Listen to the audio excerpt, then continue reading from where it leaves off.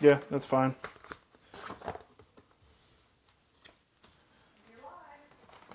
Is it live? Yay! They're just seeing a bunch of boxes right now. I better get in there. Oh, coffee.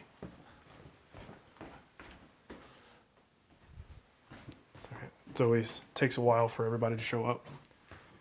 What's up, Eric? What's up? Oh, Oceal? Oceal Meja. I love names. You know what I love more than names? Mispronouncing names. Okay, here I come. Here I come to talk about stuff and things. Hello, everyone. Brian, what's happening, dude? All right, so a little bit of business here. We are live on both Facebook and YouTube, and if you are looking to participate in the chat, make sure you go to the YouTube Offcuts channel, because that's where we're talking. I can't watch both at the same time. If you ask a question on Facebook, though, I usually go back and answer those questions after the fact. So either way, it's all good. No Dunkin' this morning because I dropped my cup in the office, and the bottom of the cup split on me. So coffee just went everywhere. It was fantastic.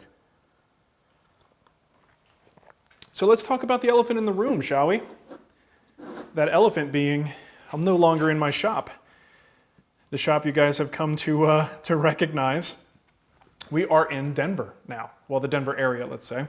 But we are definitely in Colorado. We moved last week, and thankfully we were able to get all of the initial house move stuff done prior to the shop. So the shop was kind of staggered to happen a week later. And it worked out really well because the first snow arrived the exact day that we were bringing in the shop equipment, and they were about 3/4 of the way through it when the snow started to pick up. But thankfully all the house stuff had already been done last week, which is pretty fantastic. So if you look behind me, you could see a bunch of stuff. Now I'm gonna bury the lead a little bit here. We are going to look at all this stuff, and I'll give you the best view that I can. We're limited here because I don't have the connection, internet connection here in the shop just yet, so I can't go all over the place, but I'll give you a view, kind of give you an idea of what things are in store for this space, but we'll do that in a minute. So just a couple pieces of business here. There's a new bundle in the guild for folks who are interested in it.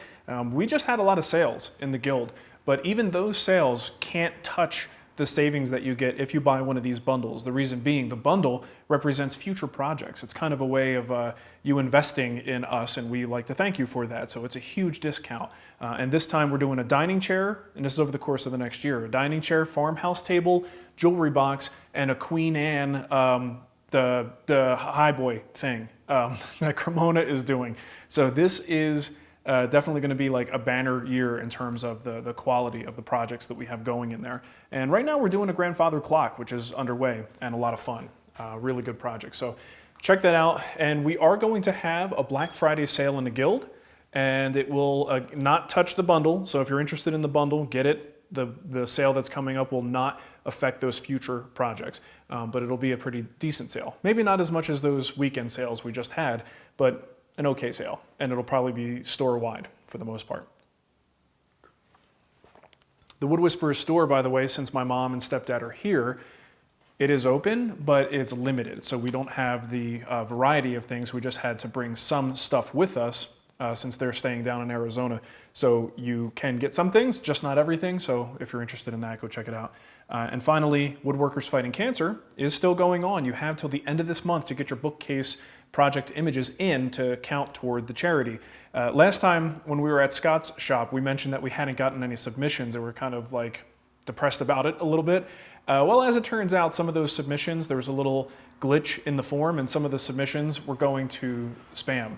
So we went and looked, and sure enough, we had plenty of contributions. I don't know the exact count yet, but it's going very well. And we do like to publicize those builds. So when you send them to us, we can share them on Facebook and let everybody know about it. So thanks for everybody who decided to do that, because that's awesome. Let's see, a couple questions here. Chris Robinson says, hey Mark, pretty sneaky, setting up a new shop right around Christmas time. Yeah, well, here's the deal. This is gonna be tricky. I've got lots of stuff in here and there's lots of things I need to do. So it's really going to be a matter of, not just around the holidays being a problem, but it's cold in here. We're going to have to get some kind of heating solution. Any upgrades I want to do, I can at least be somewhat comfortable while I'm doing them. Big snow yesterday, which is pretty cool. Getting a chance to play in the snow with Mateo. He was flipping out, absolutely loved it. But we've got the garage side faces, I think for the most part it's facing east, so the morning sun is hitting the cars, hitting this side of the garage, which I think is going to be a good thing to help us in like getting to school in the morning. Because guess what's not coming in here? A car. I guess we could if we had to. And I may try to keep this section sort of on mobile stands so that like if there's a big hailstorm or something and I need to get a vehicle in here, I might be able to pull it off. But I'm not planning on that. For now, it's just going to be, shop space. Right. Yeah, you're right, Charles. Cremona's not a woodworker anymore. He just plays with metal. He's obsessed with that bandsaw thing, huh?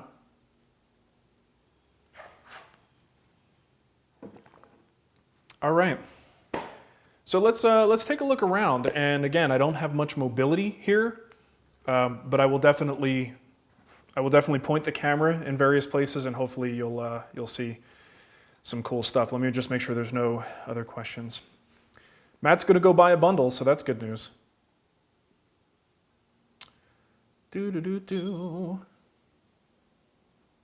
All right. Yeah, some beard oil? I'm not sure about that, Jim. I don't know if I'm a beard oil kind of guy. Who knows?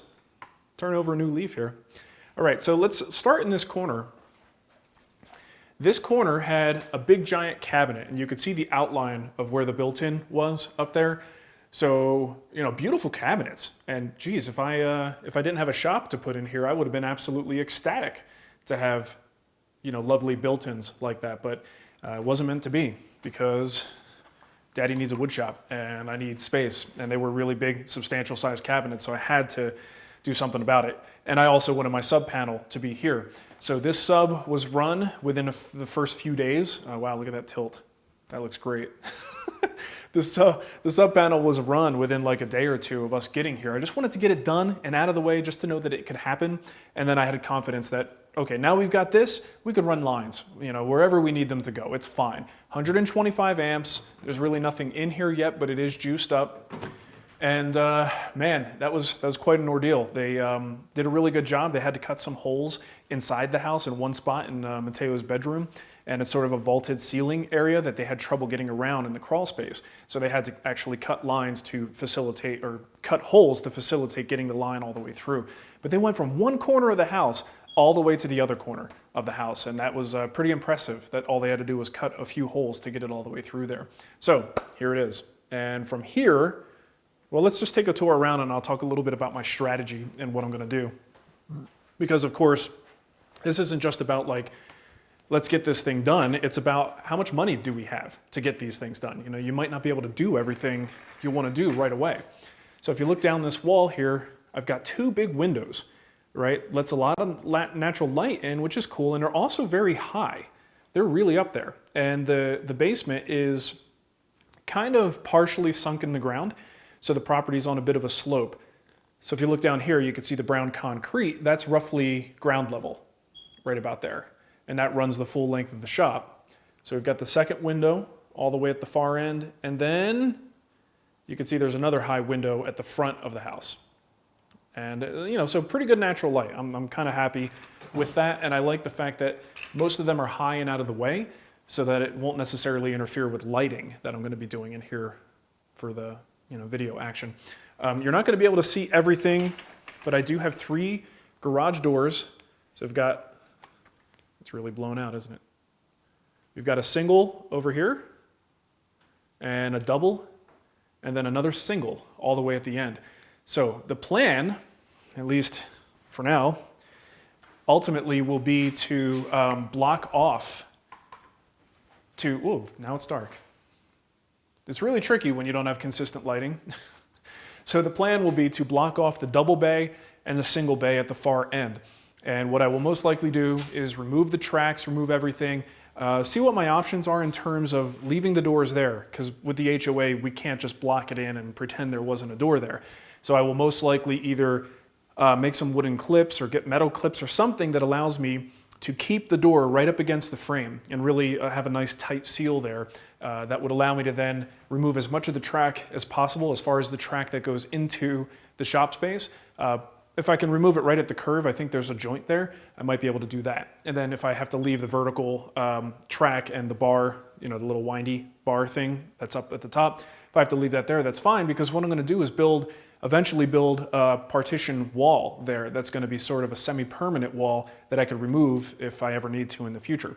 And that will be an insulated wall that goes from floor to ceiling. So anything that happens with these doors, even though they're decent insulated garage doors, they're still gonna let a lot of air through, and I don't want them to affect the comfort of the shop. So building a wall there insulates those in, blocks them off, and gives me a useful wall, right? If this is a good sized space, but if all I have is garage doors all along one wall, that's almost useless in terms of setting up tools, because I can't run power through a garage door. It's just hard to work with, and I gotta make sure that there's clearance in that whole area so things like dust collection become problematic. So the only way to make that really useful to me is to put the wall in front of it. So that's kind of a future plan. We'll get there eventually. And this bay, the single bay, will stay open. That's access to be able to get a car in here if we absolutely need to, and possibly get, just for material access. I need to bring stuff into the shop, right? So it's good to have a door. And I'll do my best to make sure this door is as insulated, sealed, and as weatherproof as it can possibly be. We've got a floor issue. The floor in here is fairly well sloped. And I've got maybe we could do this. This might work. I've got a stool here and a level and a box. So this is not scientific by any means, but with this level on here, and assuming everything that it's sitting on is kind of level, check out where that bubble is. I'm gonna zoom in. Bubble. Hey, focus, mister. There we go. All right, so you could see if I lift up the front end and correct for that slope, all right, there's definitely something to be concerned about. I don't know, maybe some people don't mind because it is going to be a lot of work to correct it. But the back half is actually not as bad as the front half. So we've got a seam here, a gap between the slab and the expansion gap that's there. This half is actually sloped even more. So I have to figure out what I want to do with that, but I'm not so sure that I want to do that first, because ultimately I need to know where things are going to go. If I put in a subfloor, 2x4 sleepers, and we level everything out, I put that subfloor in, I'd really like to run some power through there. So some of the bigger tools that are in the middle of the shop could have outlets accessible right there from the floor. How great would that be? The thing is, I need to know where those tools are going to be. I need to be pretty darn confident about that. So here's my ultimate plan. We're going to start we're going to start simply, because I need to work, right? I need to have these tools fired up, and I really want to be in this space for a while before I make really permanent decisions or semi-permanent decisions like power in the floor, even outlets, power on the walls, locations of lights, dust collection. There are so many things that I want to be in the space first and determine later what the permanency will be for that stuff. So it might be a while, and I'm not, my original thought was, okay, let's get in this new space, let's, blow a bunch of money and have some installers come in, let's get this shop up and running and make it perfect right away. But I think that would be a mistake, because I don't know about my shop life yet in this space. I want to live in here for a little while. So that means living with the slope, putting the tools about where I think they should be. I'm going to run a few lines, probably a good 110 circuit along this wall, multi-outlet circuit, and probably a couple of 220s, one for the dust collector. What that'll allow me to do is get my ductwork installed, get the cyclone in place. I can use extension cords. It's not that long of a run. I could use extension cords to power up even the 220 tools that need power. And with all my power for 110 along this wall, I could run extension cords for those tools for the 110s. And that will allow me to answer some really big questions about where things go and where I want them to be. So that's the plan. Now, only after that point, the other thing is lighting, right? This will also give me a chance to put the lighting in. So lighting, dust collection, general tool location, and then putting things on the walls like lumber storage, working those details out. That's all important information that can go into the next phase, right? I don't have to take things off the wall to do a floor deal, but if I have stuff hanging on the walls, that's less stuff to deal with on the floor, because look at all this stuff. I can't put this in the driveway to do the floors. I have to do the floor in phases. So I'll clear one area out, do that part of the floor. Once that's finished, push everything back onto that, and then do the next section, and kind of, probably in thirds, I would guess I'm gonna have to do in here. It's kind of a big pain in the butt, but I don't see any other way to do it as a one-man operation. So that's the ultimate plan, and it might take a while to do it, but I think a lot of the big work will probably happen once it warms up a little bit in the spring and summer. So I will have to get some kind of a heating solution in here just to warm it up a little bit. Warm it up, Chris. I'm about to. Oh, where's my coffee? Speaking of warm. So that is the plan. And we're going to get moving right away. I've got to get internet lines run in here because I don't like to do the live broadcasts on Wi-Fi. If I could avoid it, it doesn't usually turn out so well. And let's see what else, the heat and the lighting. And once I'm at that point, then I could start roughly arranging things and putting them where I want them to go. So I will be looking at YouTube. If you guys have any questions, comments, criticisms, skip the criticisms now that I'm thinking about it.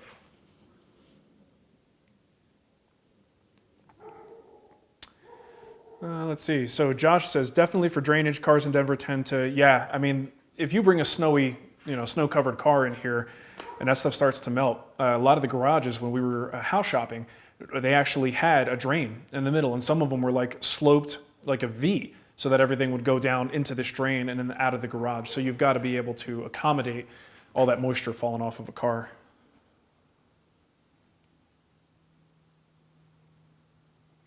Paul Kinneberg says, looks like a great space mark. Curious, why no breaker in the sub panel to kill the power to the panel without going in the house? Well, that's just a matter of experience, Timothy. With my previous sub panel, it was just never an issue. I've never had to touch it. So it is nice to have that shut off, but if I truly need to kill the power to the shop, I'll just go to the main power or the main panel and kill the power. Having it in the shop really didn't buy me anything before, so I mean, obviously it wouldn't have been too hard to include one. It just wasn't a topic of conversation. I didn't think it was really necessary.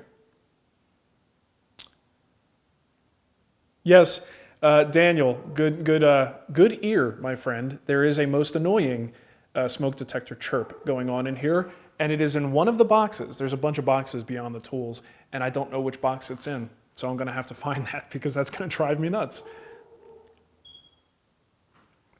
And it's not in the shop as far as like a detector in here. It's a like portable one, that you buy at Home Depot and stick to the ceiling. It's one of those battery operated deals that I brought from Arizona. So it's packed away in a box.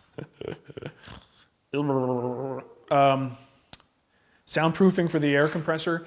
No, Kevin, I probably won't worry about that. Other people mentioned putting the dust collection outside, the cyclone outside. Not gonna worry about that either. This shop is smaller than the last one, and I'm also in a neighborhood where I can't get away with like exterior noise or much in the way of exterior add-ons. So like doing some sort of a closet outside for a dust collector just really isn't an option. I'm actually going to be more limited here in what I do. So if the key to the dust collector or the compressor noise is to fix the leak, and then it won't be much of a problem.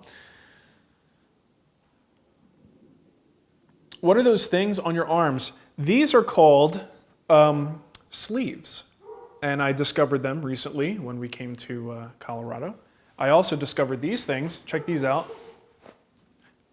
I call these long shorts. Any plan for noise insulation? Franklin Eduardo Gonzalez. Well, that's a fun name.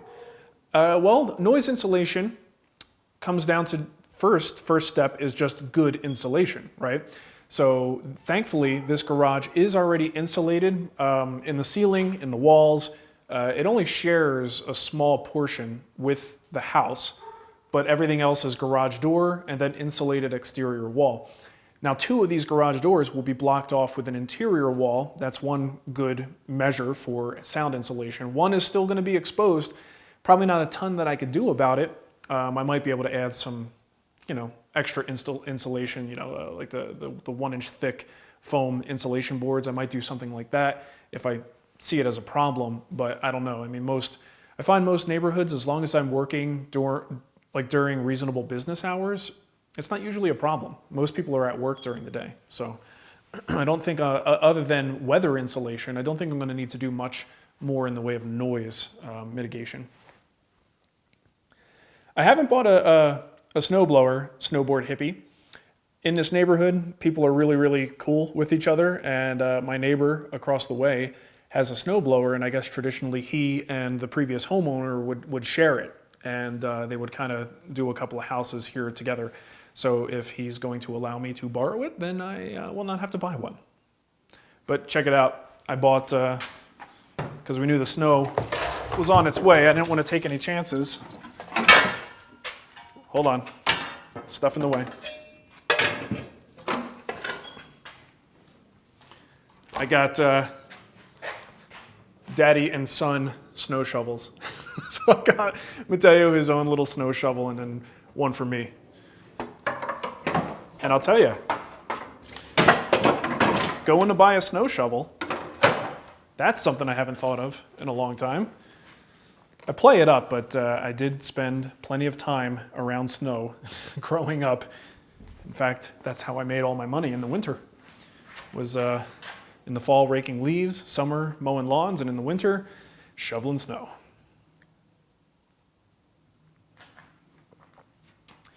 In the market for a drum sander, looking at the Jet 1632 and 2244, I have a few tabletops. I think the 2244 would suit my needs best. What size do you have? Wish you had gone bigger or smaller. Nick, I like that 2244 size. I've got the new PM, what are they calling that thing? I forget the number. I can't even see it from here. There it is. And I think the 2244 is probably a good size. I think you go smaller than that, you might regret it. It's, not only for fitting wider panels and things underneath, but drums tend to burn, over time as the paper wears, or you hit a pitch pocket or something, or you're a little too aggressive, you'll get a black streak on there and you can't really get it off. And it tends to transfer a burn mark to your material. So having that longer drum means that if you have a zone that has kind of been ruined, you could just put your work pieces on the fresh area. So the longer that drum is, the more fresh areas you have. So it's kind of weird, but it's not always about how wide your panels are, it's how often you're gonna need to change your paper because you've screwed it up. So, yeah, it almost looks like a Powermatic shovel, doesn't it?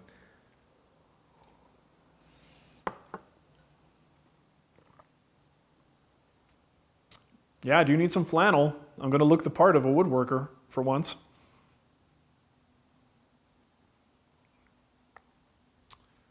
What table saw will I get to replace my old one? Albert Adams wants to know. Really the same thing, just a little bit different. Hoping to get the PM2000 with the workbench add-on. Not necessarily because I want the workbench, but because I like how much extra support they add for that. So instead of the little black thin metal legs, they've actually got a little bit more of a support frame there, which I think looks really good. And I think provides quite a bit of extra support. So that's most likely the unit that I'll be going with. King's Fine Woodworking says, will all of your tools fit? We're about to find out. I don't know for sure, but I don't see why not. I just think there's gonna be two things. Tools will be closer to one another than they were before. And then secondly, I'm gonna have to leave a little extra slack in the flexible ductwork so that I can actually pull tools out. So for instance, in the old shop, I had my 2 bandsaws set up with the 14 and then the 20. And I needed enough space between them so that if I run long pieces through, the workpiece doesn't hit the saw behind it. Now, if those things are closer, that becomes much, much harder to do. So what's the solution? Pull the 14 away from the wall and then run it through, and now it's gonna clear the saw. So it won't facilitate laziness quite as much, but if everything is on casters and I can move it around, then I shouldn't have any problem. Oh, and you know what else I found? A great mobile base for the 3520 lathe. And I'll have to put a link in the notes for you guys. I was just digging around online last night because the lathe is one of the most difficult things for me to move. It's so heavy, and someone came up with a great add-on that just slides into the little feet on the bottom, and then you just kind of push down on it and it goes on its wheels. And then when you have it in the location you want, pop it up and it's down on the little pads. It's fantastic. It's a little pricey. It's like $300 or $400, but really well made. And if you have to move your lathe, it's a great thing to have. Daniel Stark, will you be hanging with Scott Johnson? I know, same state. Are you nearby? Scott lives in Utah. We're in Colorado. So, we're a little closer than we were before. I don't know that we'll see him any more than we have in the past. Now, Brian Ibbett, if you're familiar with him, he's a co-host on the morning stream, and the guy from Coverville. Brian does live in the area, and we will definitely see them more. They actually stopped over the night we moved in, and we're probably going to the movies with them tomorrow night. So that's an extra added bonus.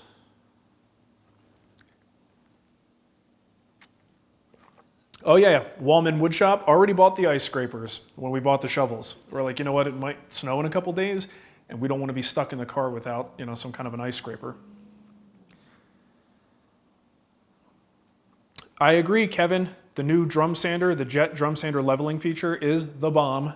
The Powermatic has the same thing, and that was probably the best selling point I've seen in a drum sander ever.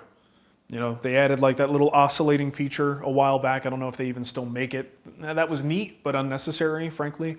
But being able to calibrate that thing easily is just awesome. Have you bought pot legally yet? No, Vista Cruiser. That's not on my to-do list. But I guess we could if we wanted to.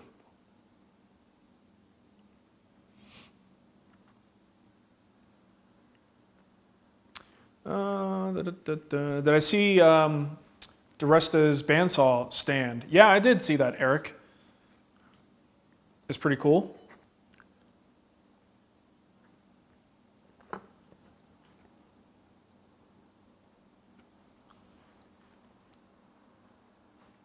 Oh, Jim, you had a compressor, your leak was in the drain, huh? Mine is in the fittings for the attachments. I don't know, I haven't checked it out yet, so I don't know if it's the hose, if it's the fitting that goes into the hose, or if it's the item itself. I have to take a look. But it should be easily repairable with, simple parts. I don't think it's the release valve for the drain, thankfully. Matt Lewis, what will you have to do differently with your projects now that you're in the Arctic? Well, you know what? Temperature is not nearly as much of a factor as humidity. And the humidity here is not as different from Arizona as you might think. It's actually pretty dry here. So I don't know that I'm going to have much in the way of considerations for that stuff. The temperature, however, will be an issue for things like finishing and glue drying. And you guys have heard me say countless times how quickly regular Titebond glue dries for me. So I try not to, I wind up having to use long set time glues and open time glues. I may not have to do that as much here because it's not as hot, but it is still dry. So some of that moisture gets, sucked out of the liquid pretty quickly. So we'll see. A lot of it's going to be okay, start building and see what happens and learn as I go. I'm not really, there's nothing as a red flag thing that I anticipate having to worry about right away, but I will certainly be keeping my eye out for problems that might come about because of new conditions. But honestly, I don't think it's going to be all that different. Plus, once I have it climate controlled in here, temperature won't be as much of an issue.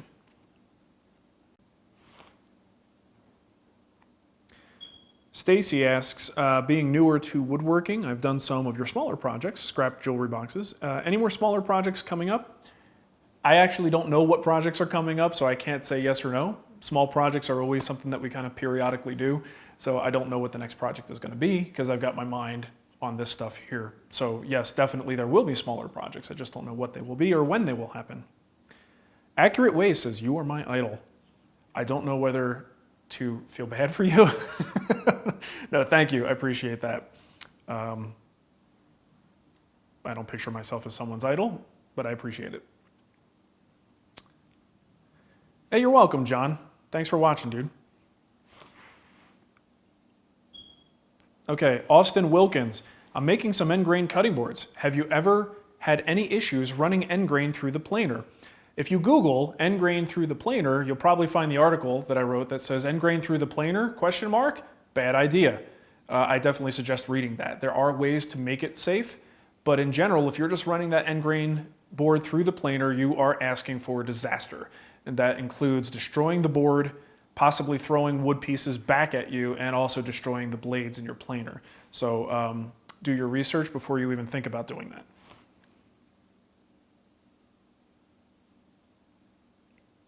Shop paint color, Chris Robinson. You know, I was thinking about that last night, Chris, and I am pretty sure I'm going to go with something in the white family. Right now it's like sort of a beige, brownish, creamy color, and I like to go, I think I went a little bit too colored in the last shop, and I think white is probably one of the best colors for a shop just in terms of light reflection, as long as it doesn't look crappy on video, and I do have to be careful about that. But much of the wall gets covered with stuff, you know, so I might just go with some sort of an off-white type color. Since Wallman Woodshop, since you already made a SketchUp model for the Dream Shop, will you be making a model for this shop again and sharing it? I most likely will, because at this point all I have to do, I mean, I've done a hand sketch so far just to get a rough idea, but all I have to do is take the old SketchUp model, get the dimensions of this place, redo the outline, and then drag and drop my tools and see where I want them to go. And my tools haven't changed that much since then. So yes, I will definitely be doing that. Yeah, the in-floor heat, Larry, is something that I definitely considered, but think about how tricky it's going to be with tools already here to not only put in the subfloor, have it be level, but also, because here's the thing, I'm not a plumber and I'm not a, you know, heating and AC guy, I'm gonna hire that out. So I'd have to coordinate with someone to partially install the radiant in-floor system as I build it in sections and get my tools on top of it in sections. And that sounds like it's gonna be really, really hard to do. So I'm probably gonna go on the side of simplicity for the, you know, kind of the path of least resistance and get a forced air heater and just simply turn it off when it's time to film. So I know the radiant in-floor heating is gonna probably be the best option because it's quiet, it's super efficient, and it just works really well. But I don't know that, you know, logistically I'm gonna be able to pull that off.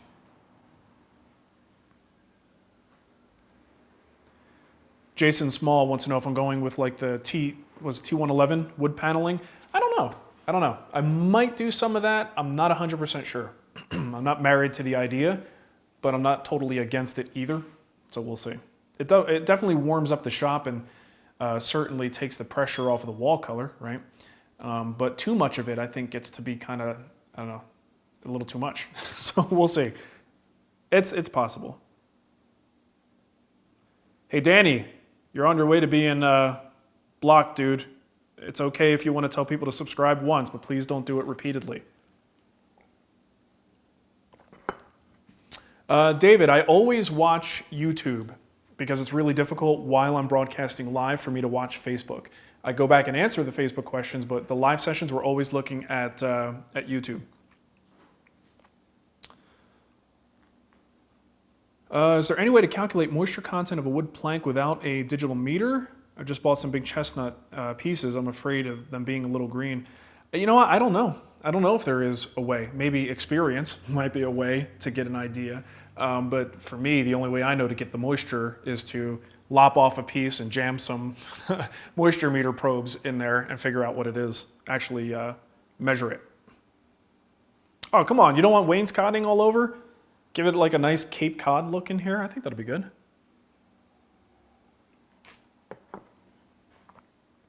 Daniel, that's definitely a option, renting a pod. But here's the thing: we have a business to run. We have to be functional, and I get nervous about just how much time my tools are going to be sitting in a pod. And you're right. I mean, that would definitely be the way to go. But the question is, can I get like 80% of the way to what I consider to be an ideal setup with the forced air and doing, you know, the flooring the way I was proposing without the radiant stuff? Will I be comfortable enough? If the answer is yes, then sometimes that's just, you know, again, the whole path of least resistance thing that gets me back to work. So I think if I had nothing but time, doing something like that, getting a pod, assuming the HOA would be okay with it, putting a pod there, getting the tools into the pod, which would be a nightmare. You know how it is with these big heavy tools. Anything over a half-inch, bump is difficult to move them. So I would have to, get some help getting them into the pod. It just becomes a whole thing, and I just kind of have to find my path to get back to work as quickly as possible without biting myself in the butt in the process.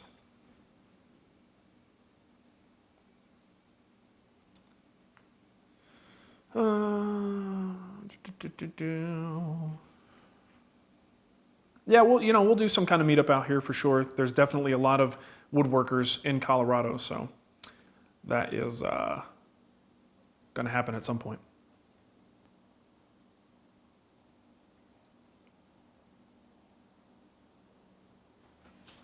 See, Ken says if you did the floor heating in zones, it probably wouldn't add a lot of effort to the build. I don't know. I disagree, man. It sounds like it's going to be a lot of work in coordinating, having the contractor that does the install come back multiple times, and then also work, on the electrical to get that stuff installed. So I think if I'm going to do it, again, money is the issue too. If I'm going to do something like that, it's going to have to be a far future thing where I just say, all right, now's the time to do it. It's, it's warm. Let's get it done now. Rent the pod and go through all that trouble. Trying to get all that stuff done before I actually become functional in this space, I think would be detrimental to the business. I need to be able to be, making things as soon as possible. So I do think it would add a lot of extra work to go through that compared to the other plan that I have, which kind of puts me back to work basically as soon as I get a heater installed.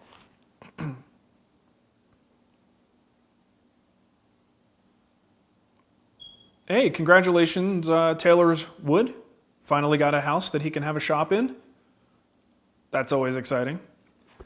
Sean, what's happening, dude? How's it going?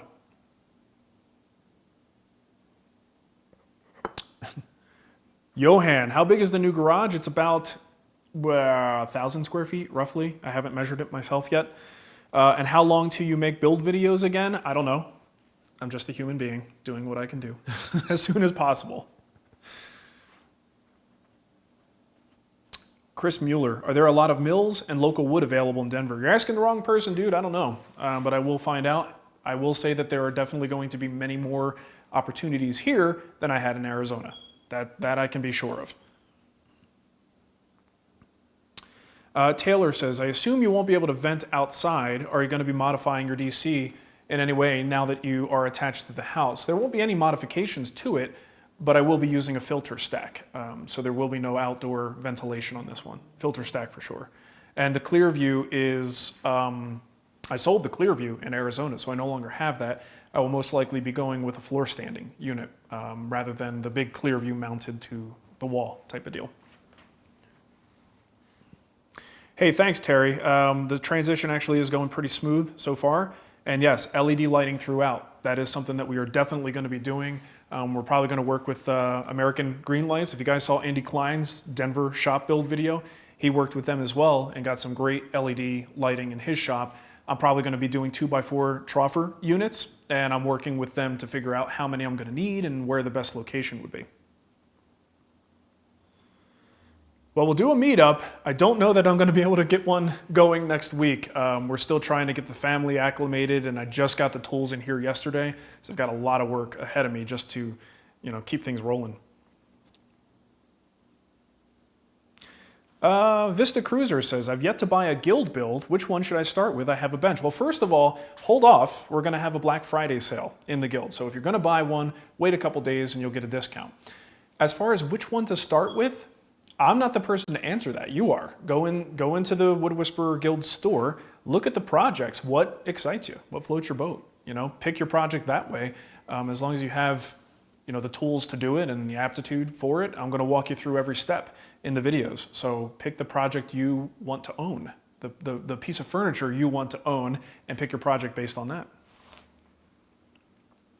Austin Hardwoods, I hear, is the local place to go. So JD Fiddler says, would the Mitsubishi split heat pump be a problem with the HOA? Yes and no. It isn't a problem if they can't see the compressor, right? If the compressor is behind a wall, I think they'd be fine with it. The question is, at this point where everything is, I'm not sure that we're going to be able to get the compressor in a location that's well hidden and passable for HOA. So I'm not 100% sure what we're doing with the mini split at this point if anything. And I may just put the heating in to help me get through the cold months and then see what happens in the summer. I mean, obviously my heat tolerance is pretty good, but after a while, once I get acclimated to the weather here, I'm sure there's gonna be a point that I'm gonna be like, maybe we'll get an air conditioner installed. So I have my Mitsubishi mini split over there, and where to put the compressor is the big question. I already had somebody here to look at it, and we kind of just ran into a bunch of blocks, where it's like there's no great solution, at least not that we found yet.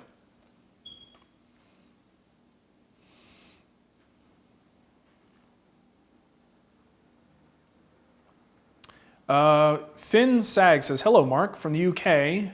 I'm 14. Should I get the Festool CT17? Or would you recommend something different? I'll be honest, I don't know what the CT17 is, so I'd have to look that up, but my answer will not change regardless. Whatever it is, at 14 years old, I don't think that you should be buying a Festool anything, unless your parents happen to be rich and have money to burn. At 14 years old, I think you could probably take that same amount of money and get 2 or 3 things that will get you building things quicker. So I don't know what the CT17 is, but skip the Festool stuff for now. If you can, find some decent used tools, amass your collection, and learn how to use the tools before worrying about getting a premium brand.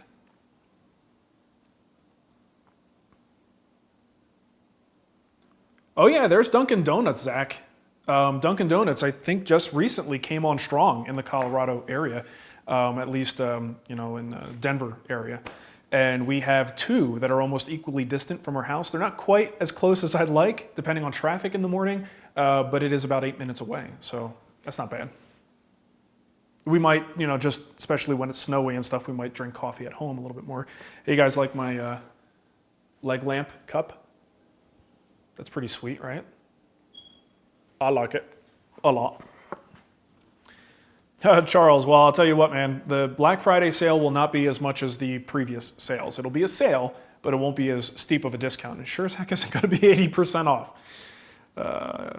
Although that would be fun. Oh, it's a dust extractor? Well then, yeah, my answer is like 1,000 times more what I said. Don't get the Festool at this point. Use the money for other things. If you're just talking about a dust extractor, I would, if my son was 14 years old, granted, I've got this stuff, I can hand me down something to him, but advising someone in my family, let's say, I would definitely not recommend spending that much money on something just to suck the dust. There are other less expensive ways for you to learn and amass your tools at 14.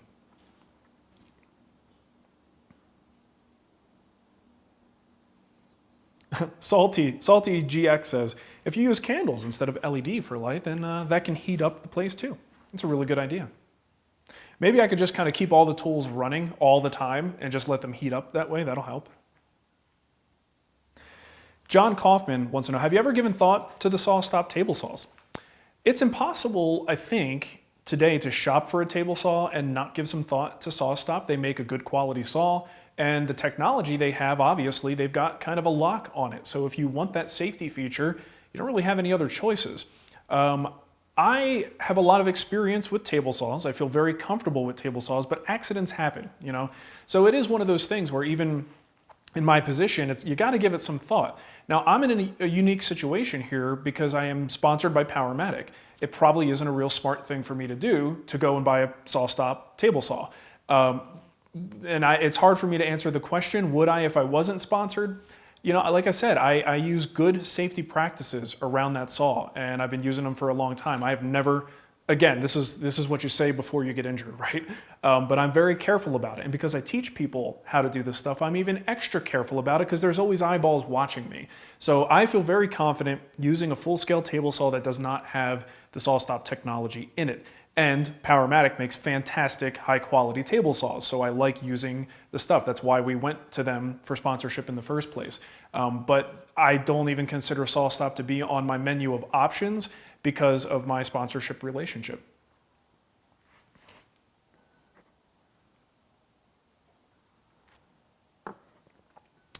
Yeah, Jim, the Dunkin' Donuts thing is very different depending on where you are. Arizona was getting pretty crazy too. Like we had Dunkin' Donuts everywhere, and a new one just went up right near the house that we just sold. East Coast is nuts. It's filthy with Dunkin' Donuts. But around here, two things, Dunkin' Donuts and Bank of America, a little harder to find.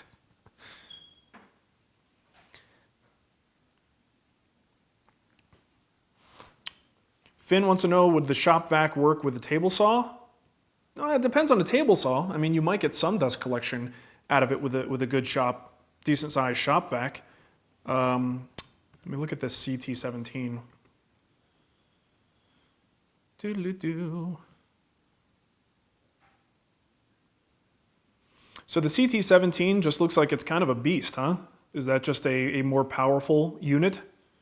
Again, if you're looking to collect from a table saw, you could probably get a decent roll-around style dust collector, which is the proper tool to use with the table saw, and that will also work great with other tools. And I don't think it will be in as deep monetarily as you would buying that Festool item. People have been collecting, dust from table saws very effectively with inexpensive roll-around bag dust collectors. So I may have come on a little strong with my comments there, Finn, but I just, there's something that bugs me about seeing a young person getting into the craft and spending more money than they need to get things going. It just bugs me. I mean, I'm part of the problem. I show these brands, and this is what I use as a 39-year-old professional doing this for a living. These are the things I use, and it influences other people to use the same stuff. But my actual opinion on what people should buy really varies on their situation, And I don't think I want everybody to go out and not do any woodworking until they can afford this stuff. That's not why we're here. Eventually, you may get there. There you go. See, Bill uses a rigid shop vac with the dust deputy. So Bill brings up a great point. If you attach a cyclone separator of some sort and use that with a less expensive, shop vac, you can actually get a larger volume that you might find a little bit better for something that's, like a table saw. And this way you prevent clogging filters and having to replace bags as often in there. And those bags are expensive too. So most of the stuff is collected via the cyclone and you just empty the bucket, which is pretty great.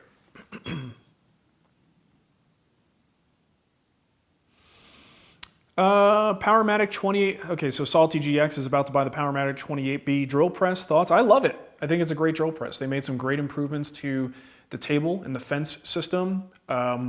It's a solid contender. I mean, drill presses are like drills, right? One drill to the next drill to the next drill. There's just not that much of a difference. But with a drill press, you really want a nice flat table. And I think, some of these companies like Powermatic are starting to make drill presses that are actually designed for a woodworker and not for a metal worker. Traditionally, drill presses, the table is very small. It's got a lot of holes and slots in it, so you can attach certain types of clamps. Things that were useful maybe in a machine shop, but not necessarily as useful in a woodworking shop. Well, it's going the other way now. So Powermatic's table is much more, it's a lot more adequate for woodworking. So I give it a thumbs up. 39, you're so young. The whole you're so young thing is kind of a relative thing. So when I'm in my 50s, I will also look at a 39-year-old and go, you're very young. You don't know what you're talking about.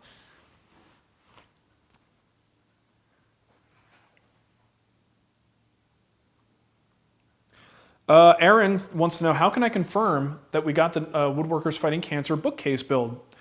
There are two ways you confirm. You get a confirmation via email, which of course may not make it if it gets caught by your spam filter. And when you hit the submission, at the end of the thing, when you hit submit, it spins for 2 seconds and then you should see a picture of a cat. And that thanks you for your submission. If you didn't see that, it didn't take it. And the most common reason it doesn't take it is because your pictures are too big. So if you have giant size images, scale them down and then upload them and you should see that confirmation. If you didn't get a confirmation, that means that we didn't get it. Jeremy, what are your thoughts on an older Robland combination machine? I'll be honest, man, I don't know anything about that.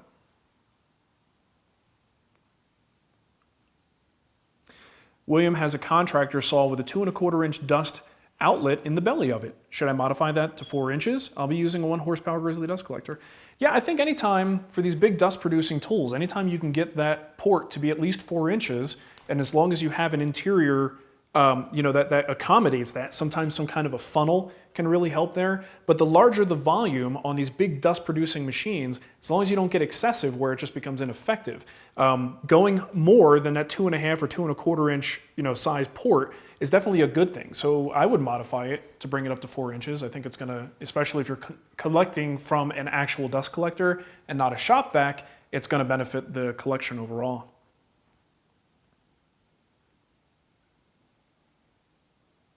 There you go. So if you got the cat pick but not the email, that just means the email was blocked. The cat pick means that we got the image.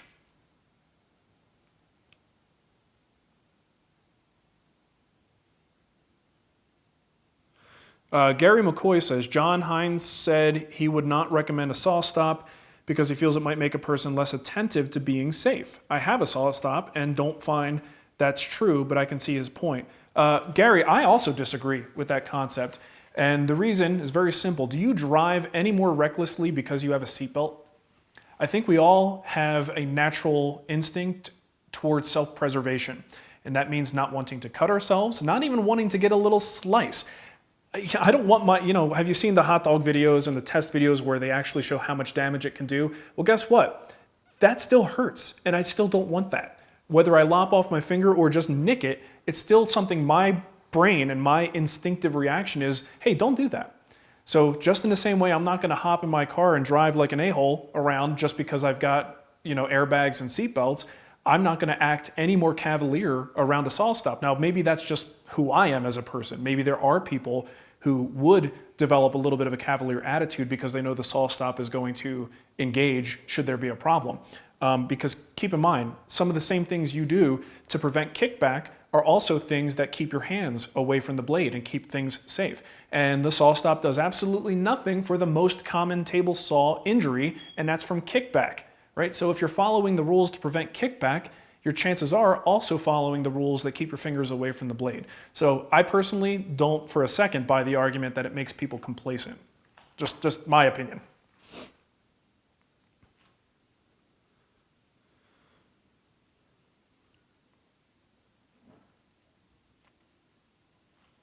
Kreg K, he says he works in a basement and is concerned with fine dust particles.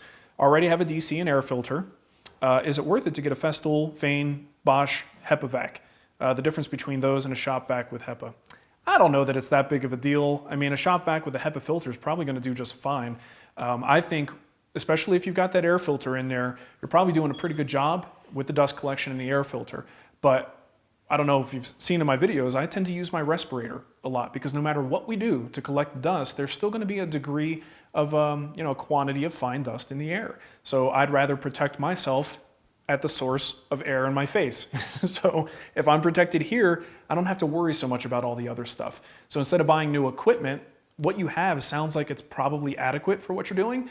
Buy a good respirator and get used to wearing it.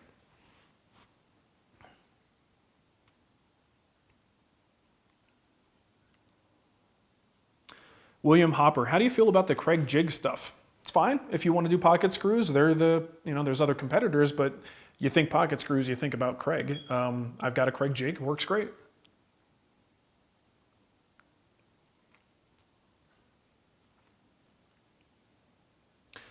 DC filters, so Brook 05. I'm going to actually wrap up here pretty quickly.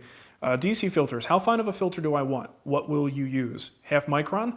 I think, isn't it half micron is what most people recommend? If you really want to get the fine particles and you have like a 1 or 2 micron filter, you're missing some of them.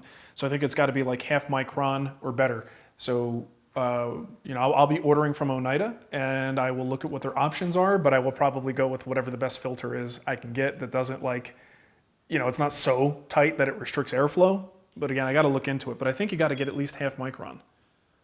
I haven't looked into that in a long time, honestly. Alrighty.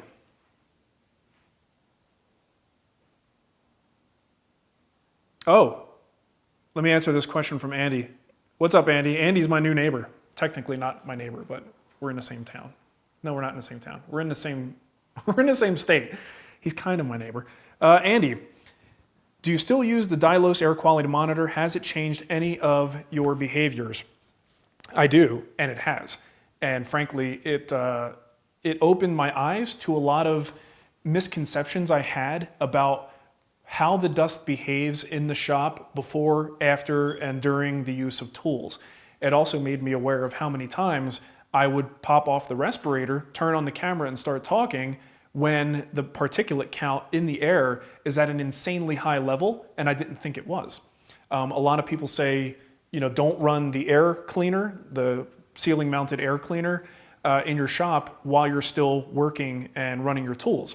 But what I found is the logic is if you do that, it keeps stirring the air and puts more dust in the air. It does. But I also found that if you do that and you let it run for 5 minutes, it actually cleans the air. And yes, it's continuing to circulate, but there's a lot less dust in the air because the thing is filtering it.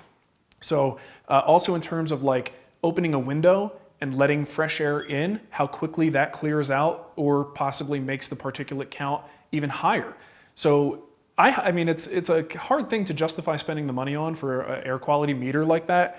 But if you really want to geek out on it and know exactly what your lungs are being exposed to at any given time, it's the only way to do it. And it really is eye-opening. And everybody's shop is going to be a little bit different in terms of airflow, the machines you're using, the amount of collection you have with your dust collector, and the filter, air filter you use. So you don't know until you actually start testing it, right? So if you want to borrow it sometime, I'll let you borrow it and you can kind of see what's happening in your shop. But I highly recommend it, and I think it could result in substantial changes to habits.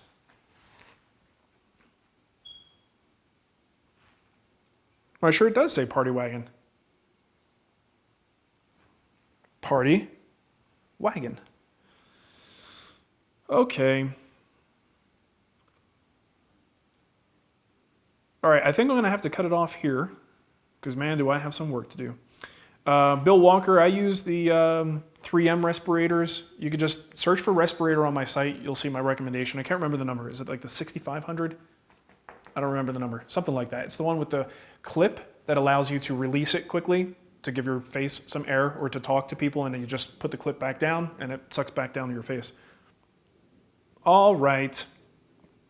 Well, here we are in the new shop. Hopefully by next week I'll have some kind of internet connection. I might even try to get the heater installed by next week. I won't be building the walls for quite some time. I won't be doing the floor for quite some time, but number one goal now is to get situated in here, start moving tools around in my proposed locations and see where we end up. So I will be doing some videos on the Offcuts channel, documenting some of this. I want to get my lights set up so I get better lighting in here, and I'll show things that I've done up to this point, even to the point that we're at right now, and bring you up to speed there. So it might be a little bit of redundancy if you've watched the live session. How are the dogs doing? Well, Millie, the Doberman, is doing great. It's the two little ones that are kind of a pain in the butt because they're terrified of the snow. So they're basically peeing and pooping right outside the door, which is fantastic. All right. Well, I'm going to have to go all the way back in the house to turn the stream off. So I'm going to say goodbye now, and then you're going to hear me walk away. So, hey, thanks, everybody. Don't forget, we're going to have that Black Friday sale in the Guild coming up here pretty soon. But you could probably expect the regular Friday shows. Hopefully we'll get Nicole back in the mix and start doing our thing. Hopefully I'll make some progress this week on this mess. Oh, boy. All right. See you guys later.